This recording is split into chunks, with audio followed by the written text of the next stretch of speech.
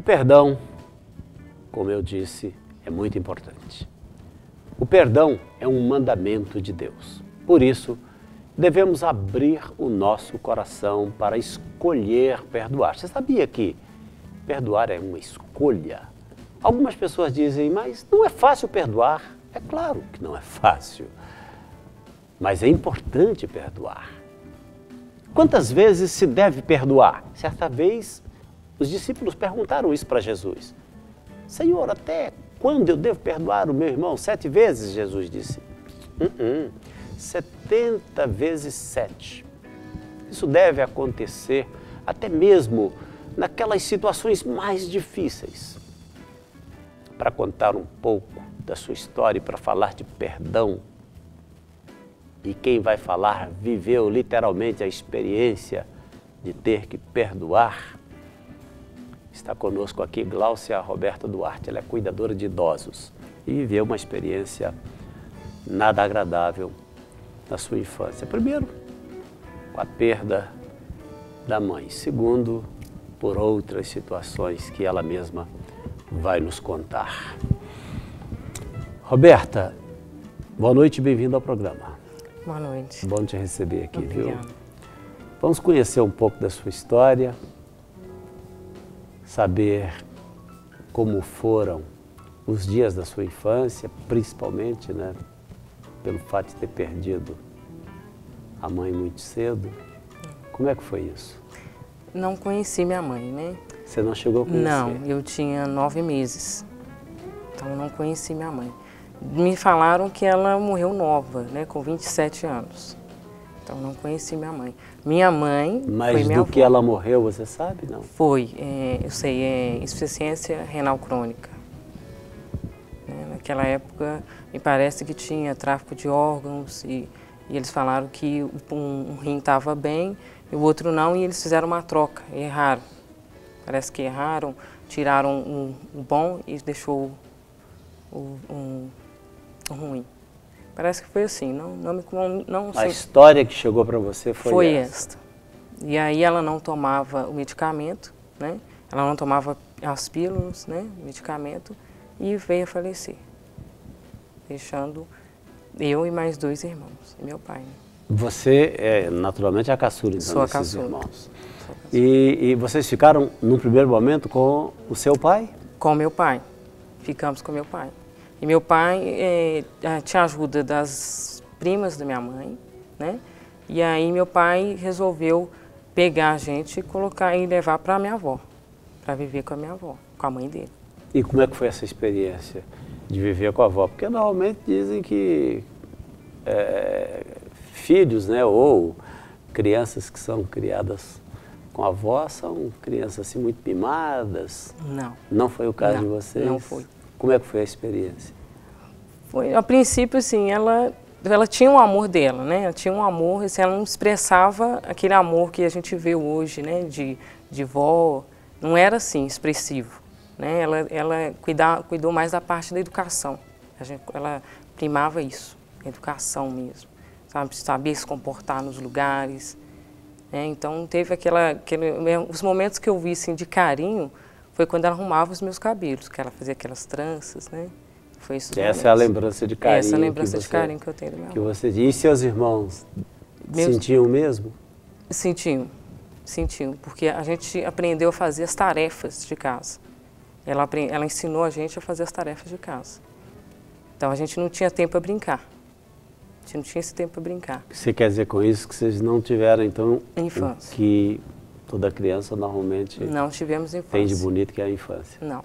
Tivemos que aprender a cozinhar, a lavar, passar. Isso aí nós tivemos. A nossa Seus infância avós ainda são vivos? Não. Também não. Então ficou assim. Então, pelo que você está dizendo, assim, com todo respeito à memória deles, né, porque não estão mais aqui, mas vocês foram mais serviçais do que propriamente filhos adotados da família? Não, eu estou entendendo errado. Fomos mais serviçais, né? Ela não tinha... porque ela também era serviçal da família, né? Ela era a mãe, né, do meu pai, dos irmãos dele, mas ela não era tratada como mãe, né? Assim, tinha um respeito de mãe, mas minha avó não participava de festa, né? No Dia das Mães, eles vinham ver minha avó, mas não tinha aquele carinho, aquele cuidado, mas era também tratado como também empregado. O que pode se concluir disso aí é que, baseado até num princípio muito simples, né, ninguém pode dar o que não tem. Não é verdade? Então eu acho também que o que vocês recebiam dela era o que ela tinha para dar também. Exatamente. Não é verdade? E essa história de abuso, como é que foi isso para você? Foi assim, minha avó faleceu, né? Quando minha avó faleceu, eu tinha 7 anos. Né? Ela faleceu dentro de casa, então no meu quarto, que eu dormia. Quer dizer, na verdade, vocês ficaram órfãos 2 vezes em curto espaço de tempo. Curto espaço. Então aí eu via minha avó, né, sendo levada, aquilo tudo, e a partir de então nós vimos assim, tudo desmoronar, porque com a minha avó tinha um certo respeito, eles tinham cuidado com a gente, mesmo tratando a gente como indiferença, né, como se não fosse da família, mas tinha um certo respeito, um certo cuidado. Acabou, aquele cuidado acabou, sabe? Acabou tudo. Então a gente foi massacrado psicologicamente. Que aí começaram a falar que a gente não ia ter nada, não ia dar em nada, que a gente não ia ter futuro, né? Meu pai surtou com a morte da minha mãe, da minha avó piorou. Então foi aquele assim, foi um massacre. E quando veio o abuso, eu não acreditei. Eu não acreditei. Claro que você não precisa dar assim, detalhes como nome, nem quem tenha feito. Não sei como é que você tratou isso do ponto de vista até da justiça. Eu sei que no seu coração está tratado, né, com perdão, que a gente vai falar também um pouco sobre essa situação aí de ter perdoado. Mas isso aconteceu no ambiente da família, dentro de casa, com gente bem próxima? Bem próximo, bem próximo. Você tinha que idade? Quando aconteceu o abuso, eu tinha 8. E você tinha noção do que estava acontecendo, não? A família do meu pai falava sempre com a gente sobre abuso, sobre pessoas chegarem perto, né? Como tratar. Prevenindo e tal. Mais prevenindo quanto aos de fora. Os de fora. Não imaginando os que de dentro. O problema estava dentro de casa. Estava dentro de casa. E para mim foi assim, foi inesperado, a gente foi criado a fazer favores, né? Se chamasse a gente para fazer alguma determinada tarefa, nós tínhamos que ir lá e executar aquela tarefa, né? E para mim foi um favor. Mas o abuso você entendeu como sendo uma tarefa? Não, o abuso para mim foi que eu tivesse levado um pedaço de mim, tivesse me matado por dentro aos poucos. Você tinha 8 anos? Tinha 8 Durou anos. Quanto tempo isso? O primeiro abuso foi só aquele momento, foi só um momento, né? Agora o segundo abuso já foi dos 9, 10 anos até os 14. Até os 14 anos. Acontecia constantemente? Constantemente. Você tem outros 2 irmãos? Tem. São o quê? São 2 irmãos, 2 irmãs? Não, 2 irmãos. São 2 irmãos. E você guardava isso para você? Não comentava com ninguém? Não, eles sabiam. Os seus irmãos sabiam? Só meus irmãos sabiam. Mas também nada foi feito? Não, o primeiro, quem me salvou foi o meu irmão, mais velho. O primeiro ele me salvou, porque antes de acontecer o ato sexual, ele me salvou. E seu pai ficou sabendo disso? Não. Na época, não? Na época, não. Ele ficou sabendo mais tarde. Qual que foi a reação dele? Meu pai não tinha autonomia. Então, eu achei que ele ia ter uma reação, né, que ia desencadear sei lá, alguma discussão, alguma briga, alguma coisa, mas que ele ia fazer algo a respeito. E ele não fez. Para minha surpresa, ele não fez. Então, para mim, assim, foi ruim. Foi ruim. Foi 2 vezes ruim, né? 2 vezes. Primeiro, o fato de passar por essa humilhação e, segundo, o fato de esperar que, de repente, você pudesse ser defendida. E eu não fui.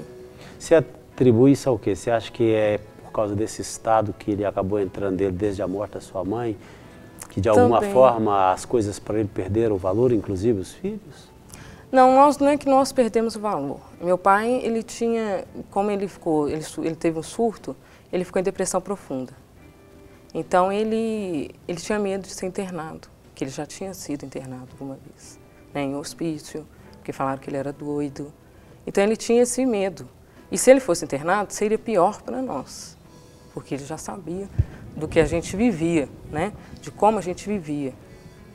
Então ele imaginava que seria pior.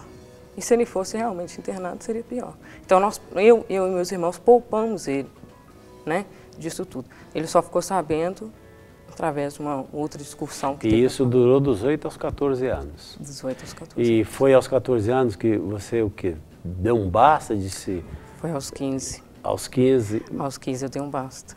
Mas você deu um basta contando isso para a família? Como é que você conseguiu se livrar disso? Não, eu tinha conversado com meus irmãos, eu conversava muito com o do meio, e conversando com o do meio, um parente próximo escutou a minha conversa, que a gente sempre conversava fora de casa, porque a gente não tinha liberdade para conversar dentro de casa, né, dentro do ambiente da família.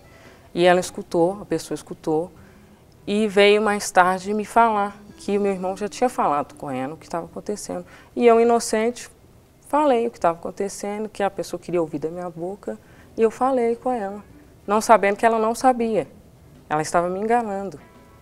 E ela jogou isso no ventilador, numa discussão de família, ela jogou para a família inteira, e foi aí que meu pai ficou sabendo, que até então ele não sabia.